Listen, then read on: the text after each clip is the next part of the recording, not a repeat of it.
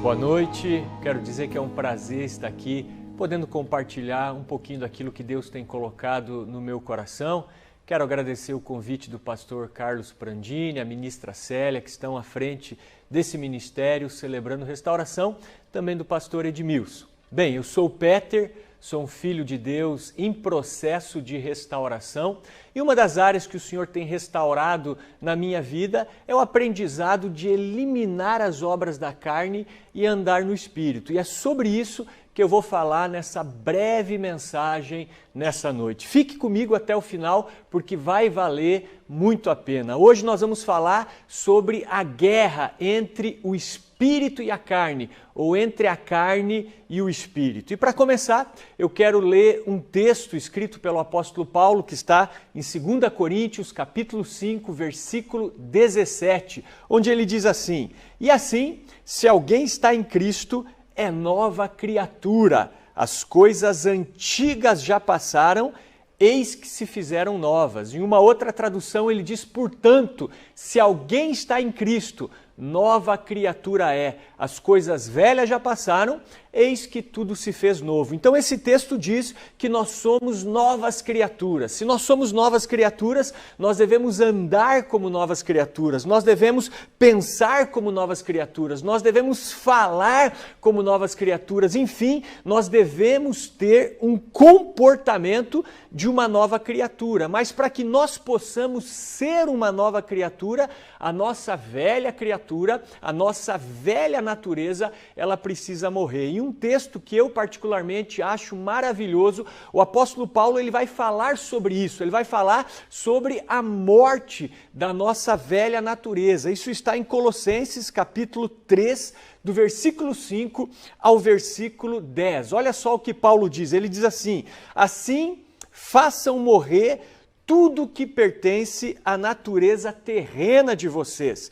imoralidade sexual, impureza, paixão, desejos maus e a ganância, que é a idolatria. É por causa dessas coisas que vem a ira de Deus sobre os que vivem na desobediência, as quais vocês praticaram no passado quando costumavam viver nelas. Mas agora abandonem todas essas coisas: ira, indignação, maldade, maledicência e linguagem indecente no falar. Não mintam uns aos outros, visto que vocês já se despiram do velho homem com suas práticas e se revestiram do novo, o qual está sendo renovado em conhecimento à imagem do seu Criador." Então esse texto, ele está dizendo que nós devemos fazer morrer a nossa natureza terrena. Então nós temos que cooperar com o Espírito Santo e emitir um certo esforço, uma certa energia para que a nossa velha criatura morra.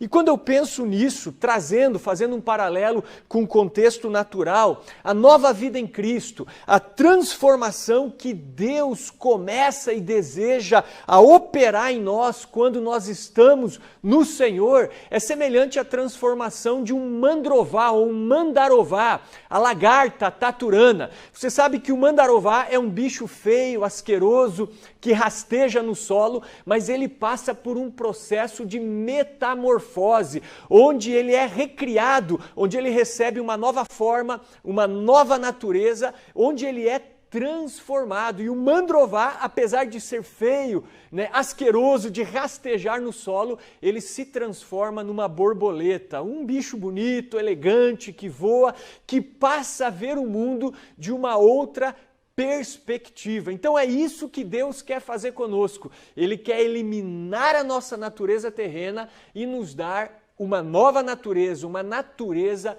espiritual em Cristo. Então essa é a proposta de Deus para nós. Deus não quer que você que está me ouvindo simplesmente mude, porque quando você muda, você pode retornar ao velho padrão. Deus quer transformar você. Quando nós somos transformados, como diz Romanos 12:2, "Mas transformai-vos pela renovação da vossa mente, para que experimenteis qual seja a boa, perfeita e agradável vontade de Deus." Quando nós vivemos isso e somos transformados, nós jamais voltamos a ser aquela velha criatura. A partir do momento em que a lagarta se transformou numa borboleta, é impossível que ela volte a ser uma lagarta. Então, essa é a proposta de Deus para nós em Cristo Jesus, uma vida de transformação. Agora, o detalhe importante é que para recebermos essa nova natureza, nós precisamos pagar um certo preço. Como eu falei, nós precisamos emitir energia, um certo esforço. E para que você me compreenda, eu quero contar aqui uma ilustração que eu ouvi de um colega de ministério há vários anos atrás e que faz muito sentido para mim. É a história de um homem que vivia numa região habitada por leões. E certa vez esse homem, ele conseguiu capturar um filhotinho de leão e levou para sua casa. E ele começou a alimentar aquele leãozinho e o leãozinho se tornou o seu filhote de estimação, digamos assim, o seu animal de estimação. E ele foi alimentando aquele leão e o leão foi crescendo, foi se tornando um leão adulto, robusto, forte.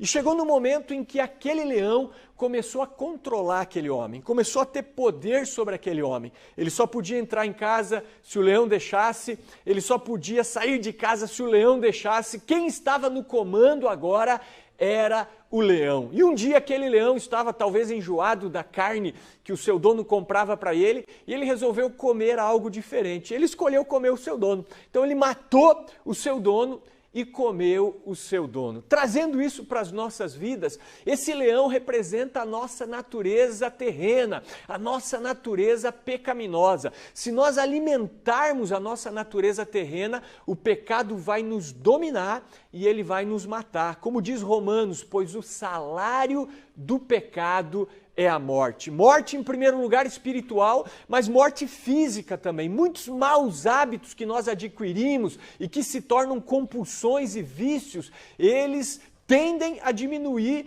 o nosso, digamos, a nossa expectativa de vida, porque muitos maus hábitos trazem doenças e trazem consequências físicas que podem também nos levar a uma morte física. Então existem duas maneiras de você matar um leão. A primeira delas é com um tiro. Você pega uma espingarda calibre 12, ali uma escopeta e dá na testa do leão. Então esse leão vai morrer, né? Existiram maus hábitos, pecados na minha vida que eu matei como um tiro.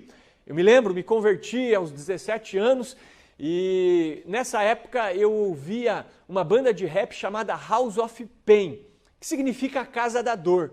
E quando eu me converti, eu entendi que aquele era um som opressor, que não me fazia bem, que me deprimia, e simplesmente eu me desfiz daquilo. Na época ainda eu tinha fitas cassetes, né? Ali, enfim, eu quebrei tudo aquilo e me desfiz daquele estilo de música. Porém, existiam maus hábitos que eu alimentei no decorrer da minha vida que eu precisei matar de fome. Então, a segunda maneira de você matar um leão é você matá-lo de fome. E para nós matarmos a nossa natureza terrena, nós temos que eliminar o alimento dessas práticas pecaminosas na nossa vida. Então, eu me afastei de algumas companhias que não eram boas, de alguns ambientes que não me faziam bem. Eu mudei muitas práticas na minha vida para que a minha velha natureza realmente viesse a morrer. Então, primeira coisa, você mata um leão com um tiro. Segunda coisa, você mata esse leão de fome. Ele vai espernear, ele vai ficar brabo, mas ele, sem dúvida nenhuma, vai morrer. Ok? Agora, não é só você eliminar a sua natureza terrena. Você também precisa começar agora a investir na sua vida espiritual. Se você quer vencer o pecado, se você quer vencer a carne, você tem que alimentar o seu espírito. Como diz Gálatas, capítulo 5, versículos 16 e 17. Olha só o que diz. Digo, porém, andai em espírito, e não cumprireis a concupiscência da carne, porque a carne cobiça contra o espírito, e o espírito contra a carne, e estes opõem-se um ao outro, para que não façais o que quereis. Então existe uma guerra dentro de nós, da carne contra o espírito, e vai vencer essa guerra aquilo que nós alimentarmos mais. Então eu quero continuar aquela ilustração e dizer que naquela mesma região onde aquele rapaz capturou aquele leão, um outro homem conseguiu capturar um filhote de águia. Ele estava escalando uma montanha e capturou um filhote de águia e levou para sua casa.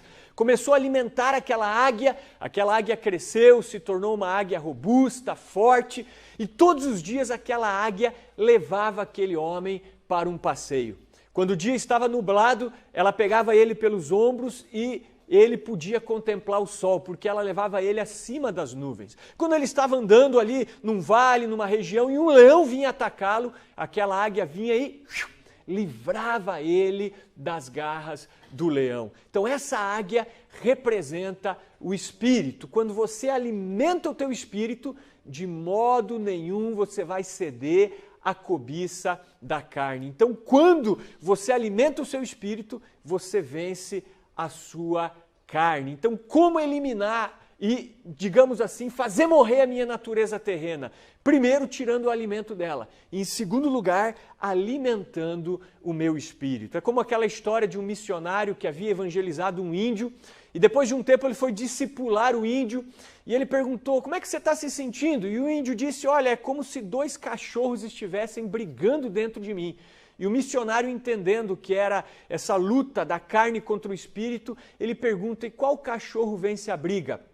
E o índio respondeu, aquele cachorro que índio alimenta mais. Então, se nós quisermos vencer essa batalha espiritual e eliminar as obras da carne da nossa vida, em primeiro lugar, nós devemos tirar o alimento dessas obras da nossa vida. E, em segundo lugar, nós devemos andar no Espírito, nós devemos nos encher do Espírito Santo. E eu quero, então, já partir para a fase final dessa mensagem. E eu quero trazer alguns pontos bem práticos sobre como ser cheio do Espírito Santo. E a primeira coisa que eu quero dizer é crer. Eu só posso ser cheio do Espírito Santo se eu acreditar que eu posso ser cheio do Espírito Santo. Em João capítulo 7, do versículo 37 ao 39, olha só o que Jesus diz. Ele diz assim, no último dia, o grande dia da festa, Jesus pôs-se em pé e clamou dizendo, se alguém tem sede, venha a mim e beba. Quem crê em mim, como diz a Escritura, rios de água viva correrão do seu ventre. E isso disse ele do Espírito que haviam de receber os que nele crescem, porque o Espírito Santo ainda não fora dado, por ainda Jesus não ter sido glorificado. Então, primeira coisa, creia, acredite que você pode ser cheio do Espírito Santo. Tanto aquele que crê, quanto aquele que não crê, ambos estão certos. Então, primeira coisa, crê. Tudo que não provém da fé é pecado.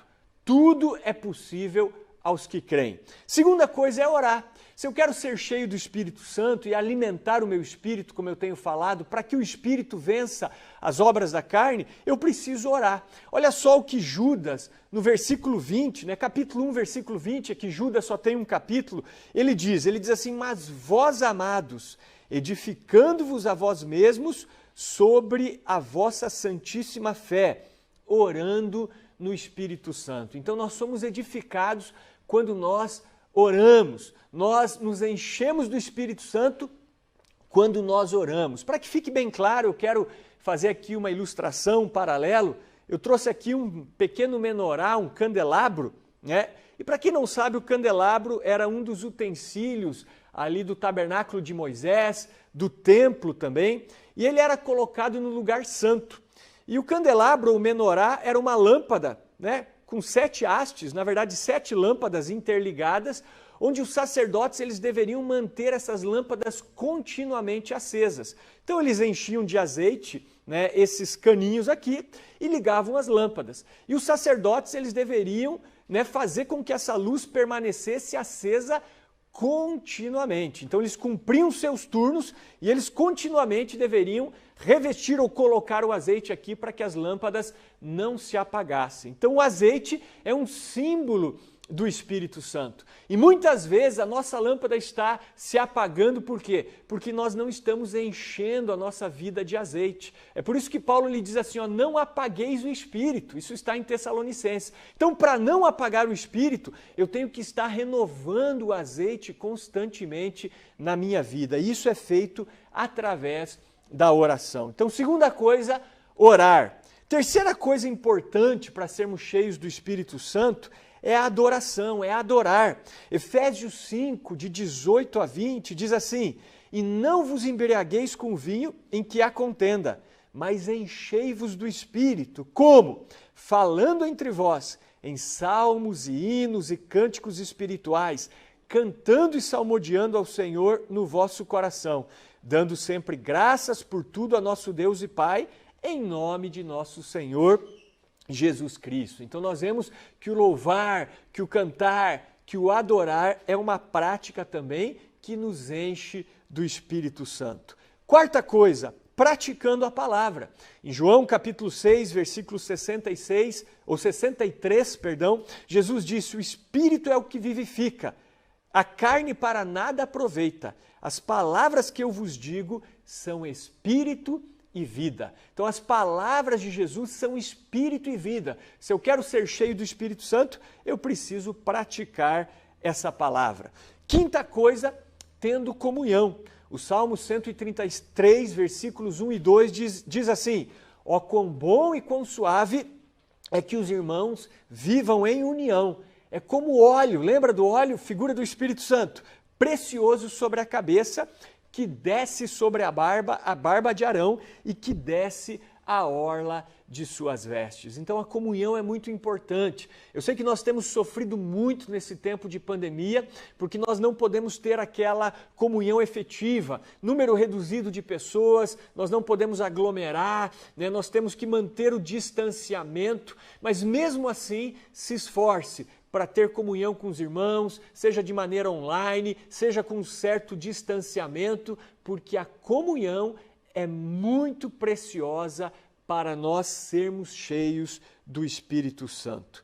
E a sexta coisa é ouvir a Deus e obedecer. Em João capítulo 14, versículo 23, Jesus respondeu e disse-lhe: se alguém me ama, guardará minha palavra, e eu e o meu Pai o amaremos, e viremos para ele e faremos nele morada. Então Jesus, o Pai, através do Espírito Santo, vão fazer morada naqueles que ouvem e obedecem e guardam a palavra de Deus. E eu finalizo, então, essa breve mensagem perguntando por que tudo isso é importante. Essa é a pergunta que eu quero até que seja debatida no grupo, né? Caso hoje tenham aí os grupos, né? Por que tudo isso é importante? Sabe por quê? Porque quando nós estamos debaixo da unção de Deus, cheios do Espírito Santo, nós, além de vencermos as obras da carne e essa guerra contra a carne, nós também acabamos ministrando, realizando o serviço de Deus com mais leveza e com mais eficiência, com mais eficácia. Como diz Eclesiastes capítulo 10, versículo 10, se o machado está cego e a sua lâmina não for afiada, é preciso golpear com mais força. Agir com sabedoria assegura o sucesso. Então, quando nós não estamos cheios do Espírito Santo, é como se o nosso machado estivesse cego. Nós vamos ter que impor mais força e o serviço não vai ter tanta eficiência, tanta eficácia. Mas quando você está cheio do Espírito Santo, é como se o seu machado estivesse afiado. Você vai ter sabedoria. Sabedoria é também um dom do Espírito Santo, né, que Deus nos dá quando nós estamos cheios do Espírito Santo. E Eclesiastes capítulo 9, versículo 8, que também diz assim: em todo tempo sejam alvas as tuas vestes e jamais falte óleo sobre a tua cabeça. Então jamais falte óleo, uma figura do Espírito Santo sobre a nossa cabeça. Então como eu venço a carne e ando no Espírito? Primeiro, eliminando o alimento das obras da carne, das práticas pecaminosas que eu porventura possa ter. E, em segundo lugar, alimentando o meu espírito. Espero que isso tenha feito sentido para você. Comente aí, curta o vídeo, né? Enfim, né? Eu espero que realmente isso possa ter edificado a sua vida. Deus abençoe e muito obrigado por me ouvir.